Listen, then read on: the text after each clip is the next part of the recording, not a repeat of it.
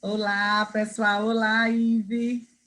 Olá, Dulce. Olá a todos. Estamos aqui, né, em mais um programa do nosso Quarto Excepcionais. É uma satisfação enorme estar aqui com você, como sempre, uma oportunidade de muito aprendizado. Para quem ainda não sabe, não acompanha a gente há muito tempo, esse canal aqui nós costumamos tratar de questões relacionadas ao acesso aos cursos superiores, né, Ive? E aí, questões sempre bem problemáticas, questões práticas, são questões muito legais. E aí, quem não se inscreveu no canal ainda, faça a sua inscrição. Hoje nós trataremos, nesse 14º episódio, dos regimes do recurso extraordinário, a repercussão geral e o repetitivo, né, Ive? É um tema muito polêmico. Foi uma sugestão de um seguidor meu do canal do Instagram, que mandou esse ponto. O Ive também domina muito esse ponto, é muito interessante. Então, esse é o nosso assunto de hoje, Ive. Você pode começar aí, Ive, na nossa primeira questão, para a gente tratar. Nós sempre selecionamos, dividimos o assunto em questões para problematizar um pouco e tornar o debate mais uma interação maior, né, e tentar deixar a coisa de uma forma também prática. Mas é isso aí. E a questão de hoje, Ive, que eu posso te perguntar aí, você pode começar a falar e depois eu posso dar algumas sugestões, né, falar algumas questões, mas é o seguinte, pessoal, a nossa primeira questão de hoje é se todo caso em que reconhece repercussão geral trata de questões repetitivas. Eu acho, Ive, que seria legal, de repente, você fazer uma introdução um pouco sobre repercussão geral, se você achar legal, e aí depois entraríamos nessa questão. Mas é isso aí, a palavra está com você. Perfeito, Dulce. Olha, eu queria agradecer bastante ao seguidor que fez a indicação desse tema. É um tema que eu acho muito desafiador e acho que ele é pouco debatido. Eu lembro quando a gente fez um episódio sobre súmula 83 do STJ, a gente comentou a mesma coisa. Às vezes a gente se depara com questões que são assim, muito evidentes, porém pouco debatidas. E eu acho que essa questão, enfim, a diferença entre os institutos da repercussão geral e do recurso extraordinário repetitivo é uma questão muito importante e acho que pouco debatida, assim. E eu queria, inclusive, ressaltar alguns nomes que tratam dessa questão, como o Alexandre Freire, que já fez, enfim, inúmeras palestras, já deu inúmeras aulas sobre esse assunto. E a gente ainda vai falar em breve do artigo do meu querido amigo Mauro Pedroso, que é doutorando também pela PUC de São Paulo. Ele escreveu um artigo defendendo um posicionamento até muito diferente do que eu vou falar aqui, Excelente mas com artigo. certeza ele não tinha como não ser lembrado, até porque ele Perfeito. publicou recentemente um artigo sobre esse tema. Então, para a gente poder falar até das próximas questões que vão se seguir, eu acho que a gente tinha que ter em mente um pouco sobre o que é o regime de repercussão geral e o que é o regime do recurso extraordinário repetitivo. A repercussão geral, ela é um instituto mais antigo, inclusive, ela foi introduzida pela Constituição Federal na emenda 45 de 2004. E ela é nitidamente um filtro político, ou seja, o STF pode agora escolher quais são as questões constitucionalmente relevantes que merecem ser julgadas pela corte.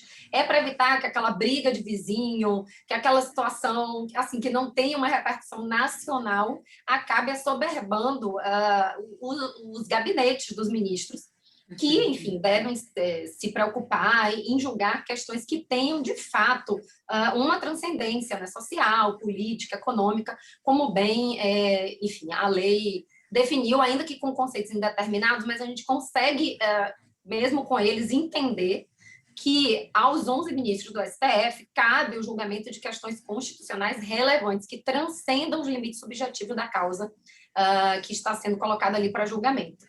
E a repercussão geral, Dulce, é importante dizer, e eu acho que já é uma questão bem unânime na doutrina, ela é um requisito de admissibilidade do recurso extraordinário. Então, é um ônus do recorrente demonstrar, abrir um capítulo para demonstrar que aquela sua questão tem relevância política, econômica, social, jurídica, sob pena do recurso do jurisdicionado ser inadmitido. E mais do que isso, né? A gente, quando fala aqui, já falou em vários vídeos, né? com relação a requisitos, a pressupostos recursais de admissibilidade, e eu entendo que a repercussão geral ela está alocada no requisito cabimento, ou seja, se não for demonstrada, alegada ao menos pela parte, a repercussão geral, o recurso não é cabível, porque ainda que você tenha uma questão constitucional no seu recurso, ela não é uma questão constitucionalmente relevante, porque com a introdução pela via constitucional do requisito da repercussão geral, o recado que está sendo dado é apenas as questões constitucionalmente relevantes devem ser julgadas pelo STF. A repercussão geral está prevista no artigo 102, parágrafo 3º da Constituição, e há previsão também, atualmente, no CPC atual, no artigo 1035. No CPC de 73, estava previsto no artigo 543-A. Na verdade, existiram algumas modificações do regime do 543-A para o 1035, a gente vai, inclusive, tratar um pouco mais nas questões que a gente vai debater. Mas esse regime, que a gente fala de repercussão geral, a disciplina da repercussão geral está ali no 1035 e ela abarca apenas a fase de reconhecimento ou não da repercussão geral. Ou seja, tudo que era disciplinado no 543 e atualmente no 1035 vai desde o momento, enfim, de seleção, de envio, né, pelo plenário, e assim, o STF, na verdade, colocou, a partir da emenda regimental 21 de 2007, essa submissão automática de uma questão para o plenário virtual, ou seja, a repercussão geral, ela vai ser apreciada seja para negar, seja para acolher pelo plenário, enfim, através de um julgamento virtual. E o que os parágrafos, os inúmeros parágrafos que tratam ali, são dispostos no 1035, dizem respeito ao que seria a repercussão geral, que está no caput, e como é esse procedimento, ou seja, é possível que terceiros intervenham no processo para se manifestar sobre a relevância daquela questão ou sobre a ausência de relevância daquela questão, e destacando aí no artigo 1035, parágrafo 5º, que uma vez reconhecida a repercussão geral, os processos, todos os processos, a pedido do relator, por decisão do relator, poderão ser suspensos nacionalmente para aguardar o julgamento de mérito daquele caso cuja repercussão geral foi reconhecida. Então, assim, o que eu acho que vale a pena destacar é que quando se fala em regime de repercussão geral, a gente está falando só do momento que começa do envio do processo para o plenário virtual até a decisão sobre a repercussão geral ou não. Esse é o regime. Todo esse procedimento de análise, votação, discussão, intervenção de amicus curiae, enfim, isso tudo a gente ainda está no campo da admissibilidade, porque um recurso extraordinário só vai ter o seu mérito julgado se a questão tiver repercussão geral e se o recurso reunir os demais requisitos de admissibilidade. A expressão regime de repercussão geral, ela não abarca o julgamento de mérito desse recurso com repercussão geral reconhecida. O 1035, ele não traz uma linha sobre como deve ser feito o julgamento do mérito desse recurso com repercussão geral reconhecida. Coisa muito diferente é o recurso extraordinário repetitivo. Quando falamos em recurso repetitivo, o foco do regime dos recursos repetitivos diz respeito ao julgamento do mérito de um recurso que já foi admitido. Então, tudo que está previsto ali entre o 1036 e 1041 do CPC diz respeito a qual é o procedimento para que se julgue a questão jurídica repetitiva, seja ela constitucional, no caso do recurso extraordinário repetitivo, seja infraconstitucional, no caso do recurso especial repetitivo. Então, toda a previsão que também existe sobre realização de audiências públicas, expedição de ofício para os juízos dos tribunais ordinários, para saber como eles têm se posicionado sobre a questão, possibilidade de intervenção de amicus curiae, tudo isso contribui para o julgamento da tese de direito que vai ser firmada, uma tese de direito de mérito. Então, quando falamos em repercussão geral, e estamos falando em admissibilidade. Quando falamos em recursos repetitivos, estamos falando em mérito. E agora, focando, depois dessa volta toda, que eu acho que pelo menos serviu para contextualizar as nossas questões, a primeira pergunta que a gente vai tratar hoje é se todo caso que se reconhece a repercussão geral se trata de uma questão repetitiva. E aí, Dulce, eu já adianto a minha resposta, quero saber se a gente vai concordar ou discordar hoje, mas já adianto a minha resposta no sentido de que nem toda causa que tem repercussão geral, ela trata de uma questão repetitiva. A gente pode aí citar exceções, como, por exemplo, os Lindy Cases, ou seja, a primeira vez que uma questão constitucionalmente relevante bate as portas do STF. E a gente pode citar questões que, ainda que possam se repetir, não se tratam de uma litigiosidade massiva. Então, questões repetitivas são aquelas questões que, enfim, as teses elas são definidas, como eu já tive a oportunidade de falar em outros vídeos aqui, meio que para servir como uma bola de boliche, para derrubar todos os pinos, ou seja, você tem vários pinos em pé, vários processos pendentes de solução sobre uma controvérsia parecida, idêntica, enfim, e você precisa de uma solução isonômica para que todos sejam iguais perante a lei. Então, vem aquela bola de boliche, que é a tese jurídica que derruba todos os pinos. Você consegue matar vários coelhos na cajadada só. E é para isso que serve o recurso extraordinário especial repetitivos. A repercussão geral, na verdade, se presta a reconhecer se uma questão é constitucionalmente relevante ou não, para que depois aquele recurso, que pode não tratar de uma questão repetitiva, venha ter o seu mérito julgado. O que você acha, Dulce?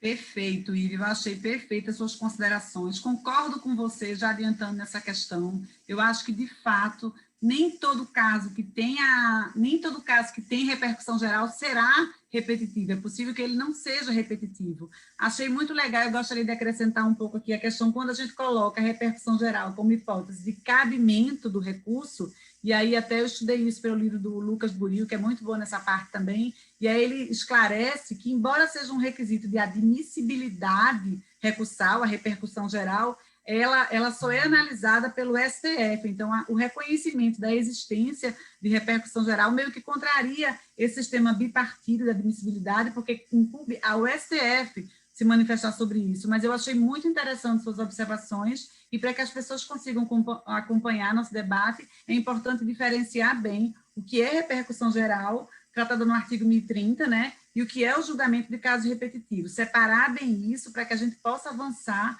nas próximas questões. Eu acho que você deixou isso muito claro, e concordo com você, Ive, com relação à nossa primeira questão. De fato, né, nem todo caso em que se reconhece a repercussão geral tratará de uma questão repetitiva. É possível que tenha repercussão geral e que não seja repetitiva. Então, são duas coisas diferentes. E ficou muito claro isso na sua explicação. Achei perfeito. Concordo com você.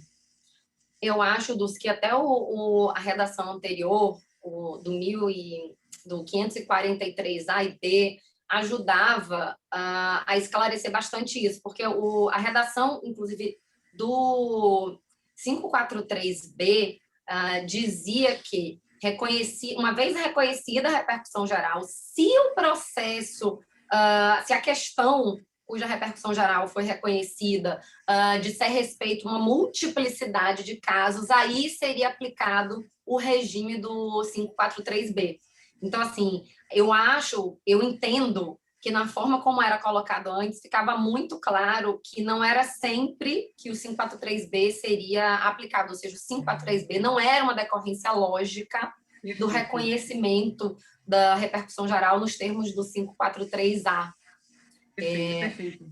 E, assim, atualmente, eu acho que, inclusive, a separação, né, entre os capítulos também tornou a distinção entre os institutos muito clara, no meu entender, porque o recurso extraordinário, especial, repetitivos, eles estão numa subseção distinta da subseção que trata da repercussão geral. Então, assim, eu acho que não podemos ter dúvidas de que são institutos distintos, apesar de que como veremos agora a seguir, na prática, eles são muito confundidos.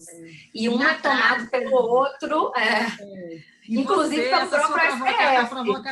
A provocação do seguidor para esse tema e a sua explicação, que a gente já teve junto a você explicando sobre isso, é muito importante, porque na prática a gente termina fazendo as decisões e não atenta para isso. E é uma distinção tão grande, é tão clara a distinção, que às vezes a gente passa despercebido. Por isso que eu acho muito bom a gente situar bem onde a gente está, fazer muito essa diferença para que a gente consiga prosseguir e assim, quem estiver nos assistindo consiga acompanhar todo o raciocínio, mas pode prosseguir, ficou perfeito. Bem, a segunda questão, e aí eu acho que aqui a gente entra na parte mais polêmica, né, desse tema, é se o CPC atribuiu efeito vinculante ao julgamento de mérito de um caso que teve a repercussão geral reconhecida. E, assim, aí eu acho que vale relembrar tudo que eu falei aqui. Porque no recurso repetitivo fica muito claro que quando é fixada uma tese de direito, e nesse caso de direito constitucional, essa decisão, por força do CPC, e aí a gente não vai entrar na polêmica se o CPC poderia ter feito isso ou não, se é constitucional ou se não é. Vamos trabalhar nesse vídeo com o direito que está posto e ainda presumivelmente constitucional. Mas o CPC deixa muito claro que a decisão que fixa a tese de direito constitucional em sede de recurso extraordinário repetitivo, ela é vinculante para todos os magistrados, porque está ali elencado no 927, inciso 3º, como, enfim, uma decisão de observância obrigatória pelos juízes e tribunais, e está previsto também no artigo 1040, porque o 1040 ele trata da consequência jurídica do reconhecimento, da fixação de uma tese repetitiva. Então, os juízos de primeiro grau e tribunais, enfim, que haviam suspendido o curso das suas ações e recursos, precisam retomar o curso dessas ações e recursos, observando e aplicando a tese que foi firmada. E os recursos extraordinários que teriam ficado sobrestados aguardando a decisão sobre essa tese, eles podem ter o seu segmento negado se a pretensão recursal chocar ou contrariar a tese que foi fixada.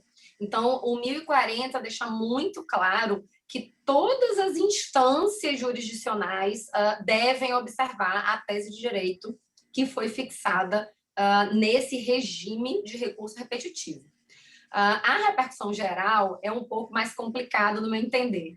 E, assim, essa questão já martela a minha cabeça há alguns anos. Deve ter uns 3 anos que eu gravei um vídeo para o canal do meu querido amigo Antônio Carvalho, falando de processo, onde eu tive a oportunidade de abordar essa questão. E eu lembro que, na época, eu cheguei até a fazer uma brincadeira, dizendo que essa decisão de mérito do recurso extraordinário, que teve a repercussão geral reconhecida e que foi julgado sem o regime dos recursos repetitivos, ou seja, uma questão constitucionalmente relevante, mas que não tem natureza repetitiva. Eu brinquei no vídeo dizendo que essa decisão vinculava mais ou menos, porque na redação original do CPC, não havia nenhuma referência à natureza vinculante desse acórdão. Mas a Lei das Maldades, que eu já falei, já me referi aqui várias vezes, que é a Lei 13.256 de 2016, que fez uma mini revolução no artigo 1030 e saiu pincelando maldades em outros dispositivos, ela atribuiu uma natureza vinculante em alguns momentos para essa decisão. Então, uma pincelada ali de maldade está no próprio 1030, que no 1030, inciso 1º, a linha A.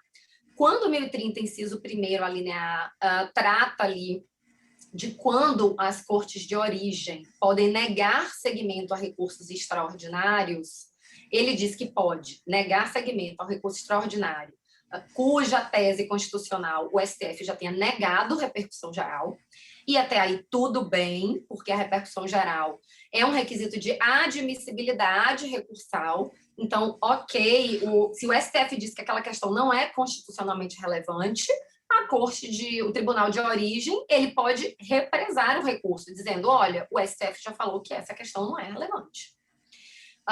E aí tem as outras duas possibilidades, que é negar seguimento ao recurso cuja tese conflite com tese fixada em RE repetitivo e negar seguimento cuja tese do RE conflite com o julgamento de mérito de um RE com repercussão geral reconhecida. Você veja que o próprio 1030, inciso 1, a linha A, faz a distinção entre as três espécies de julgamento. Então, uma coisa é, neguei repercussão geral. Esse recurso não vai subir porque ele não é uma questão constitucional relevante.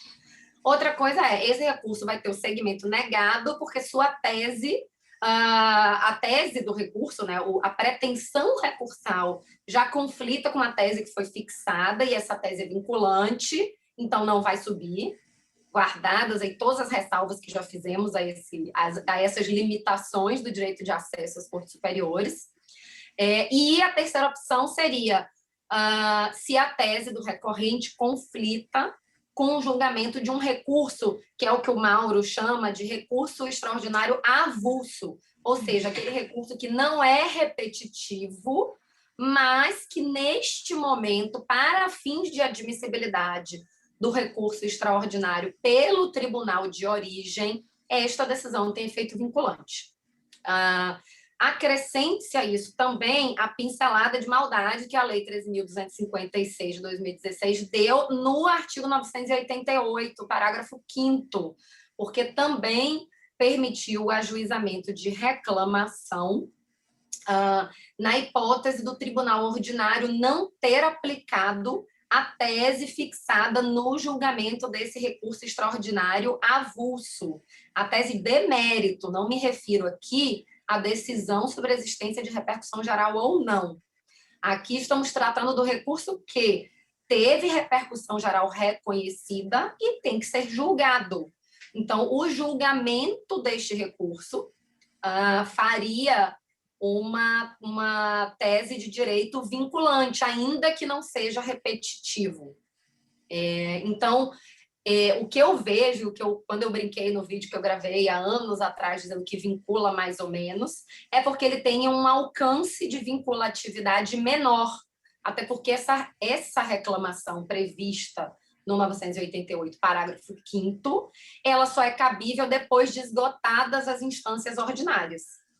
Então, no recurso extraordinário repetitivo, por força do 1040, o 1040 diz que os juízes de primeiro grau e tribunais, e aí falo órgãos fracionários, câmaras, enfim, no julgamento de seus agravos, apelações, enfim, mandados de segurança, etc., eles têm que observar a tese jurídica constitucional afirmada pelo STF no julgamento de uma tese repetitiva.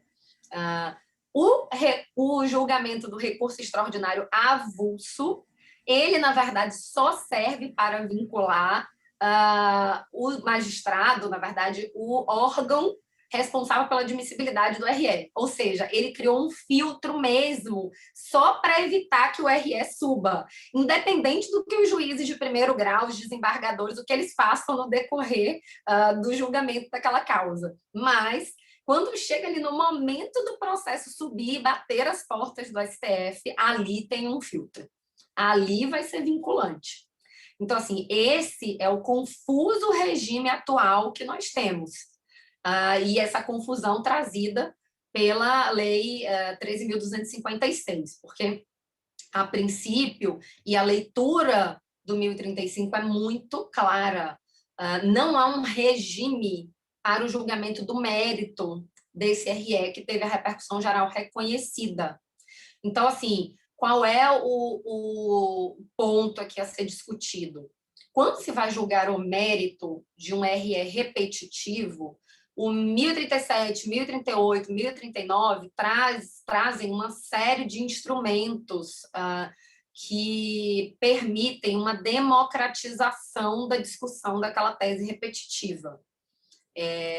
Só que no recurso extraordinário avulso, que teve a repercussão geral reconhecida pelo plenário, não existe um regime ou uma obrigatoriedade mínima de inclusão desses instrumentos.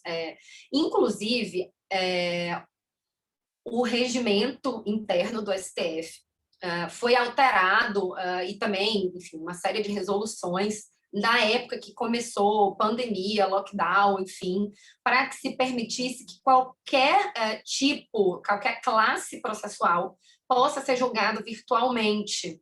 Então, o que pode acontecer? Aí nós temos um recurso que teve a repercussão geral reconhecida, mas o julgamento do seu mérito, que vai ter um certo grau de vinculatividade, pode ser julgado numa sessão virtual seguinte, sem muito alarde, sem muito debate, sem muita discussão, de uma forma precipitada e, em razão do filtro estabelecido pelo 1030, vai ser muito difícil que o jurisdicionado consiga levar essa questão novamente para um debate mais qualificado. Então, assim, a minha preocupação de se reconhecer uma natureza vinculante até maior do que previsto atualmente pela lei, como, inclusive, foi feito o entendimento do Mauro no artigo que ele publicou sobre o tema, eu acho muito perigoso, porque não está muito bem amarrado como é o procedimento de julgamento de mérito desse RE com repercussão geral reconhecida. E como isso pode ser feito E aí, quando a gente fala, inclusive, de leading cases, eu acho que isso fica muito mais grave, porque, sendo a primeira vez que um processo bate as portas, uma causa, né, uma questão constitucional relevante bate as portas do STF, é preciso que essa questão seja muito bem trabalhada, muito bem debatida, com ampla participação democrática, o que pode não acontecer. Então, nós teríamos aí um precedente, em certo grau vinculante, muito mal trabalhado. Então, assim, eu tendo a restringir o vincula mais ou menos, como eu falei no outro vídeo que eu gravei sobre esse tema. Eu tendo a entender que essa decisão de mérito do RE com repercussão geral reconhecida só vai vincular naquele momentozinho ali que a lei das maldades abriu a brecha. No geral, não, porque a gente está falando de uma causa que ainda que tenha repercussão geral, ou seja, que tenha transcendência, enfim, mas de uma causa que vai ser julgada sem um rito devidamente disciplinado, como acontece com os repetitivos. Muito boa sua explicação, ficou muito claro para mim, excelente. Eu confesso a você que quando a gente trabalha com essa admissibilidade dos recursos excepcionais, a proposta que a gente traz aqui de debate vai muito mais fundo do que a gente vê na prática. A gente não desperta para essa diferença tão importante, tão relevante, tão grande entre esses dois institutos. Então, assim, isso é uma coisa que passa despercebida. Eu concordo com você. Eu acho que o CPC atribui, no artigo 1030, principalmente no que eu mais trabalhei, nessa questão da admissibilidade do recurso excepcional, na possibilidade de negar segmentos, que era o meu olhar principal para isso, era se era possível negar segmento ao recurso extraordinário nessa hipótese. De fato, o CPC traz uma consequência de vincular isso aí. Então, traz um efeito vinculante a esse acórdão, né? Que, na verdade, nem é essa decisão que reconheceu repercussão geral. Então, o CPC traz, na medida que no artigo 1030 ele possibilita a negativa de segmento. Aí, Ive, eu acho que daria para a gente admitir essa questão, essa força que o CPC conferiu a ele, até porque essa decisão, como você bem explicou aí, essa decisão que reconhece a repercussão geral, o que afasta, ela é exarada pelo plenário do STF. Então, até aí, daria para a gente inserir isso aí no artigo 927, inciso 5º, né? O problema realmente a questão de mérito, se essa análise não foi feita pelo plenário. Pode acontecer em tese, de não acontecer, e aí nós estaremos dando um efeito vinculante a uma decisão de recurso extraordinário avulso, né, como o Mauro chama avulso, que não passou por todo esse processo, e como você bem separou, uma coisa é o processo daquele recurso extraordinário de repercussão geral, outra coisa do repetitivo. Então, toda a formação daquela decisão de mérito, elas não são equivalentes, entendeu? Elas não aconteceram da mesma forma. Então, aí eu concordo com você nisso. Uma questão que eu fiquei na dúvida, que eu quero conversar com você um pouco aqui, é quando você dá essa ideia de atribuir um efeito mais ou menos vinculante, tipo assim, né, uma força mais ou menos vinculante, que utilidade você enxerga nisso? Que utilidade isso teria na atividade da vice-presidência, por exemplo? Porque no caso da vice-presidência, independentemente de você, tudo bem que você defende que os juízes não teriam que observar, mas para fins de admissibilidade do recurso excepcional, de toda forma, eu teria que negar seguimento ao recurso. E aí só vai caber um agravo interno, e aí esse processo não vai subir. Então, essa vinculatividade que você diz menor, que você só dá esse poder aos juízes, assim, só vincularia a vice-presidência e não os juízes, resolve por parte. Porque na admissibilidade do recurso excepcional, que é o que eu estou acostumada a pensar isso, até um dia eu coloquei uma pergunta lá no meu Instagram, se essa decisão, se seria realmente possível negar seguimento nessa situação de um recurso extraordinário avulso. Bem, o CPC traz essa possibilidade, claramente, e ele não faz. Se a gente for analisar só o CPC sem essa reflexão toda que a gente propõe aqui, é possível, ele atribui essa força vinculante. E aí o texto do Mauro realmente é muito bom o texto, e ele argumenta muito nessa força, o CPC confere essa força vinculante. Mas, como você muito bem pontuou, são processos totalmente diferentes. Então, não será, porque além da questão de não ser necessariamente julgado pelo plenário, tem a participação democrática também, que compromete muito a decisão. Então, assim, eu concordo com suas ponderações, sabe, Ive? Só não compreendi, aí você pode falar um pouco qual seria a utilidade para fins da admissibilidade, que é do 1030, daquela, em que muda isso? Talvez não mude nada, ou seja, o vice-presidente ou presidente continuará negando seguimento, não é isso? Sim, só uma observação quando você falou com relação ao julgamento lá no STF de um caso, sobre a repercussão geral de um caso, ser pelo plenário ou não. De fato, o que a Constituição fala é que a repercussão geral só pode ser negada por 2/3 dos seus membros. Então, de fato, para negar a repercussão geral, sempre vai ter que ser um julgamento plenário. Mas, assim, se 4 ministros entenderem que há repercussão geral, já não vai ter mais os 2/3, então já teria a repercussão geral reconhecida. Então, assim, o que pode acontecer é se um RE é distribuído na primeira turma. Como a turma tem 5 ministros, se 4 entenderem que tem repercussão geral, de fato não precisaria ir para o plenário. E o recurso seria julgado pela turma. Só que o que o STF tem feito, enfim, em todos os casos em que se julga a repercussão geral, seja para acolher, seja para afastar, eles têm mandado para o plenário virtual. Então, a decisão sobre a existência ou não de repercussão geral, há N anos, porque essa emenda regimental de 2007, ela tem sido tomada pelo plenário. E o que tem acontecido é que o plenário do STF tem feito o julgamento de mérito do caso que tem a repercussão geral reconhecida. Então, normalmente, as decisões de mérito de um recurso extraordinário avulso têm sido tomadas pelo plenário. Por isso que o Mauro defende a natureza vinculante, porque seria uma decisão qualificada do plenário. O que eu entendo, na verdade, é que, ainda que seja uma decisão de plenário, não é por isso, por si só, não atribuiria a ela efeito vinculante. Eu entendo que o 927, inciso 5º, quando se refere a decisões de pleno, órgão especial, etc., existe uma vinculação hierárquica ali, ou seja, a decisão do órgão qualificado vincula os órgãos inferiores. Então, a decisão do plenário do STF vai vincular a primeira e a segunda turma, e não todos os tribunais do Brasil.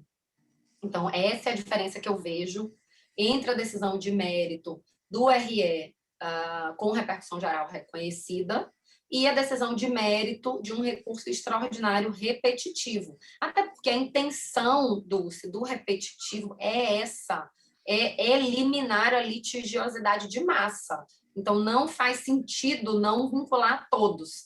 E quando eu faço essa distinção de vinculação, eu queria só me expressar, para eu não causar nenhum mal-entendido. Não que eu não concorde com a uniformidade, com a coerência, enfim, das decisões. Eu entendo que se o plenário do STF adota um determinado entendimento, os outros magistrados, moralmente obrigados a, pelo menos, enfrentar aquele precedente. Mas como a vinculatividade aqui no Brasil nasceu muito pela lei infraconstitucional e não por um dever de ofício do magistrado de ser coerente, a gente também só pode dizer que ele está vinculado quando a lei diz que ele está. Eu entendo que, enfim, a gente tem que apelar para o bom senso, se a gente quer que as coisas fluam e que exista isonomia no tratamento do jurisdicionado, as orientações têm que ser seguidas, os entendimentos têm que ser seguidos, mas isso já poderia ocorrer quando a jurisprudência era persuasiva. A persuasão já deveria ser, o que já se mostrou que não é, o suficiente para que um magistrado aceitasse uma tese de direito firmada por um tribunal superior. Só que aqui, para mostrar que o magistrado de primeiro grau, o tribunal ordinário, tem que se sujeitar à tese do tribunal superior, precisou o CPC, enfim, na minha opinião, é muito pouco, porque deveria ser a Constituição, mas precisou o CPC dizer para ele o que ele tem que fazer. Então, assim, como a gente está num processo aí das coisas serem feitas pelas formas erradas, eu tendo a ter uma visão mais restritiva, mas isso não quer dizer que eu não defenda um dever de integridade e de coerência do magistrado. Perfeito, Ive, perfeito. Eu concordo com suas críticas, eu acho que você tem muito, faz muito sentido, mas eu acho que realmente, bem ou mal, essa questão dessa vinculatividade terminou ficando espalhada, essa força, né, vinculante, e o 1030, de fato, conferiu essa força. Então, assim, na prática, eu enxergo, então eu concordo também com o raciocínio do Mauro, do texto do Mauro, nesse sentido, que, de fato, há essa força, mas as suas críticas, como eu já falei aqui, são muito oportunas e, de fato, não dá para você misturar esses dois regimes como se eles fossem os mesmos, entendeu? E isso passa muito facilmente sem ser percebido. Então, é um assunto que realmente requer uma atenção, e é por isso que eu fico muito feliz de estar aqui conversando com você, Ive, e é muito importante discordar e fomentando essas ideias, para que as pessoas também pensem e que realmente não aplicam uma questão assim tão sem pensar. Isso pode ter repercussões muito grandes, né? Então, é um assunto muito sério isso. De fato, eu respondendo a nossa pergunta, né? Voltando à nossa pergunta, eu penso que o CPC conferiu. Bem ou mal, não sei. Como eu falei, né? Concordo com suas considerações, mas eu acho que, de fato, tem essa força, né? Mas aí eu já vou puxar... Como você chama? Dulce, eu acho que eu vou puxar, então, a terceira pergunta para você, já que você vê aí um efeito vinculante nesses acórdãos de mérito do RE com repercussão geral reconhecida, você consegue vislumbrar ainda, então, utilidade no RE repetitivo? Porque, assim, se os dois teriam, no seu entender, um efeito vinculante geral, ou seja, a decisão ali do plenário, que julgou o mérito de um RE avulso, como o Mauro chama, se ela teria um efeito vinculante geral, qual seria a vantagem do STF em afetar um recurso para o regime repetitivo? Ive, realmente, como o Mauro também falou, explicou isso bem no texto dele, de fato, como a gente já viu desde o começo da nossa aula aqui, que o procedimento é diferente, então parece que não teria mais tanta utilidade, né? Um recurso extraordinário repetitivo, se o recurso extraordinário avulso, vai dar no mesmo. Então, assim, de fato, o raciocínio dele, eu entendo, na prática, possa ser que não tenha mais utilidade, mas eu acho que um não exclui o outro. Eu acho que continua a existir, em tese, a possibilidade dos dois regimes. Agora, se na prática dá no mesmo, mas o procedimento, até porque, Ive, a gente separa, o procedimento não é o mesmo. Então, não é por uma questão de um outro artigo ter possibilitado uma força vinculante que eu vou também... eu vou achar que não existe mais o recurso extraordinário repetitivo, ele existe. Agora, se ele é utilizado, se ele será será a melhor opção, não sei, mas eu acho que ele continua a existir. Assim, eu acho que, para ser até coerente com tudo que eu sustentei, eu vejo, sim, utilidade no RE repetitivo, porque, e eu acho que, inclusive, se o caso, enfim, aquela questão constitucionalmente relevante tiver associada a inúmeros casos, ou seja, se ela for uma questão que tiver uma litigiosidade repetitiva, o STF seria obrigado a adotar o procedimento previsto no 1037 e seguintes, ou seja, ele seria obrigado a implementar o procedimento do RE repetitivo. Se não for o caso, aí o plenário continua, enfim, vai fazer um julgamento que, enfim, como não tem um regime, ao contrário do que muito se fala, não existe um regime para o julgamento de mérito do RE com repercussão geral reconhecida, mas sem ser um RE repetitivo, enfim, ele poderá julgar como, enfim, um recurso extraordinário qualquer.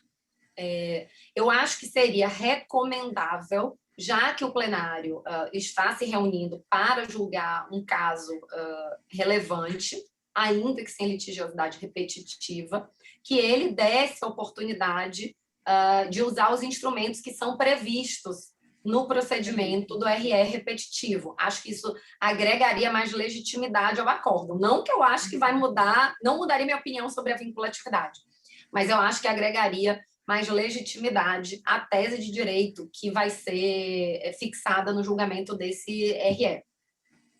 Então, assim, eu vejo que o RE repetitivo, ele não só tem utilidade, como o procedimento dele continua sendo obrigatório. O STF não pode se furtar de instaurar o procedimento previsto no 1037 e seguintes, se a questão que teve repercussão geral reconhecida se tratar de uma questão atinente a enfim, numerosos casos. Então, eu penso diferente do que você, de certa forma, do que você colocou, de entender com um pouco mais de naturalidade o que tem acontecido na prática. Penso diferente do que o meu querido amigo colocou no artigo dele. Peço todas as vênias aos dois, mas acho que é imprescindível. O STF não pode virar as costas para a lei. Então, se a causa que tiver repercussão geral reconhecida for uma causa, assim, uma tese de direito que discuta tema que seja repetitivo, ou seja, que, enfim, diga respeito aí a lides, números no país repetitivas, deverá ser instaurado o procedimento previsto no 1037 seguintes. Perfeito. E até porque a preocupação também é com a participação democrática, né? Então, assim, tem um interesse por trás disso. Eu compreendo você. Entendi. Muito boa a explicação. Eu acho que realmente ficou bem. A nossa última questão, Ive, que a gente separou para debater aqui, é sobre o reconhecimento da repercussão geral. Se esse reconhecimento da repercussão geral implica no automático sobreachamento dos recursos. Nós já nos deparamos muitas vezes na vice-presidência com recursos extraordinários e não há decisão de sobreachamento. E aí, o que fazer? Então, isso acontece muito. Na época, eu lembro que eu estudei muito esse assunto e ainda acontece muito de ter uma repercussão geral reconhecida e não ter essa decisão de sobreachamento. E aí? Esse reconhecimento ele é automático? Como é que o que você acha disso? Né? Porque o artigo 35, parágrafo 5º, ele estabelece que, reconhecida a repercussão geral, o relator do STF determinará a suspensão do processamento, né, em todos os processos. Mas e se isso não acontecer? E aí, o que é que você tem a nos falar, Ivi? Dulce, eu acho que a resposta para essa questão é bem simples. Se o relator não determinar, nada vai ser suspenso.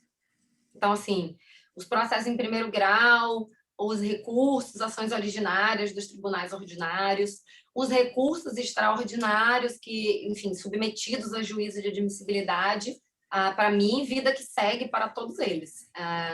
Na verdade, eu acho essas suspensões, tanto essa prevista no 1035, parágrafo 5º, quanto as suspensões previstas para os repetitivos, eu acho que elas têm, de certa forma, um pouco de um potencial nocivo. Eu entendo totalmente os argumentos de quem defende e que defende em nome da uniformidade, mas, assim, eu acho que totalmente desaconselhável parar a necessidade, enfim, da prestação de uma tutela jurisdicional, ou seja, você dá uma pausa na prestação de um dever pelo Estado até ser julgada uma tese jurídica. Então, assim, fico mais uma vez atida ao que está escrito no texto da norma. Então, assim, quando a gente lê que o relator do Supremo Tribunal Federal determinará a suspensão do processamento de todos os processos pendentes, se ele não determinar, no seu caso, como você colocou bem especificamente com relação à vice-presidência do Tribunal Ordinário, o juízo de admissibilidade deve ser feito. Não deve haver sobrestamento de processos que não foi determinado pelo Tribunal Superior. Perfeito. Eu já vi o raciocínio no sentido de que, nesse caso, assim, a linha de raciocínio argumentada, né, é que, nesse caso, a vice-presidência deveria sobrestar, porque ela já está na antessala, então só ela sobrestaria. Já os processos que tivessem em curso não precisariam ser sobrestados, dependeriam dessa determinação, para que não atrase tanto tempo o processo, ele não fique parado, um processo que ainda está no começo, mas no caso da subida do recurso extraordinário, se sobrestaria porque já há repercussão geral, então já não causaria tanto prejuízo a parada desse processo nesse momento. Mas, assim, a linha de raciocínio eu estou compartilhando aqui com vocês, mas eu concordo com você, eu acho que tem que ter a decisão de sobrestamento. Eu acho que não tem nenhuma norma que dê fundamento de validade para isso, Dulce. Se isso existisse, eu acho que seria um deferimento de efeito suspensivo sem pedido do recorrente, entende? É verdade, porque interessante. Esses recursos, eles não têm efeito suspensivo automático, eles demandam pedido da parte. Então, se o STF, se o relator, enfim, de um recurso extraordinário que teve repercussão geral reconhecida, não determinou o sobrestamento dos processos para julgamento do mérito, nesse caso aí a vice-presidência estaria atribuindo ex officio efeito suspensivo. Então, a gente está tratando aí de uma tutela provisória recursal dada de ofício. Assim, eu não vejo suporte normativo nenhum, na verdade, para isso. É verdade. Então, se não há determinação de suspensão de processamento de todos os processos pendentes, não há suspensão e os processos continuam em qualquer grau que ele esteja. Né? Isso, Ive, que a gente defende aqui. Sim. E até porque, Dulce, o STF, em muitos dos casos, eles demoram muito entre a decisão que reconhece a repercussão geral e a decisão que julga o mérito. Tem temas que tiveram repercussão geral reconhecida e que não foram julgados, que esperam julgamento de mérito há 6, 7, 8 anos. Eu imagino. Então, assim, imagina você represar no país inteiro todos os recursos extraordinários há 8 anos. Isso é inviável. É verdade, concordo, Ive. É interessante. Muito boa a conversa. Gostei muito, Ive, desse vídeo nosso de hoje. Espero que vocês tenham gostado também, pessoal. E agradecemos mais uma vez, né, Ive, a sugestão do seguidor que mandou esse tema. Foi muito bom para a gente, aprendi muito. Espero que mandem também sugestões, dúvidas, críticas. Ive ainda não está com o Instagram, nós ainda não estamos com o nosso Instagram do Quartas, mas, assim, podem mandar para o meu, Direito com Dulce Pontes, que a gente o assunto que vocês sugerirem, a gente vai discutir, né, Ive? Lembrando que aqui nós tratamos de questões relacionadas ao acesso aos cursos superiores, problemáticas, tudo que envolve os recursos excepcionais. Mas é isso aí, Ive, mais uma vez, obrigada pela sua companhia, pelo aprendizado aqui com você, é maravilhoso, viu? Dulce, eu que agradeço a oportunidade da gente discutir. A gente acha até que, de certa forma, a gente até discordou um pouco hoje. E queria lembrar que vocês podem mandar também pelo nosso canal no YouTube comentários, perguntas, considerações, enfim. Perfeito. Mandem, compartilhem conosco o que vocês acharam do vídeo. Esse é um tema muito espinhoso, na minha opinião. Muito importante. Tratado, como conversamos no início. Então, assim, seria muito importante se vocês pudessem dividir as opiniões de vocês conosco. E, Perfeito. enfim, muito obrigada a todos. Até o nosso próximo encontro. Dulce, querida, muito obrigada. Até a próxima. Obrigada. Até a próxima.